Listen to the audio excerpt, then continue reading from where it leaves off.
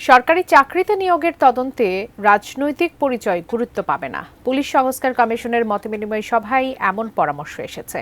সোমবার দুপুরে সচিবালয়ে মতবিনিময় সভা শেষে কমিশনের প্রধান সফরাজ হোসেন জানান, তাদের চিন্তা এনআইডির তথ্য থেকেই চাকরিতে নিয়োগের ভেরিফিকেশন হবে। এছাড়া গ্রেফতার ও হেফাজতে জিজ্ঞাসাবাদে আদালতের নির্দেশনা মানাতে হবে পুলিশ সদস্যদের। জিজ্ঞাসাবাদ করতে হবে কাঁচের রুমে, গ্রেফতারের সঙ্গে সঙ্গে স্বজনদের জানাতে হবে। এছাড়া ৫৪ ধারাকে সংশোধনের বিষয়েও আলোচনা হয়।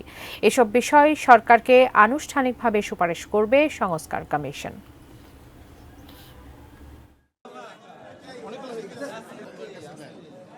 আইডি কার্ড, ন্যাশনাল আইডি কার্ডটা থাকবে, কিন্তু ওই যে রাজনৈতিক পরিচয় ওগুলো বাদ দিল। হবে, কিন্তু রাজনৈতিক পরিচয় বা আত্মীয় স্বজনের পরিচয় ওগুলো বাদ থাকবে। দুটো আইন আছে, কড়া আইন, সেকশন 54 আর সেকশন 167। 54 হলো যে ক্ষেত্রে পুলিশ অ্যারেস্ট করে উইদাউট এনি ওয়ারেন্ট।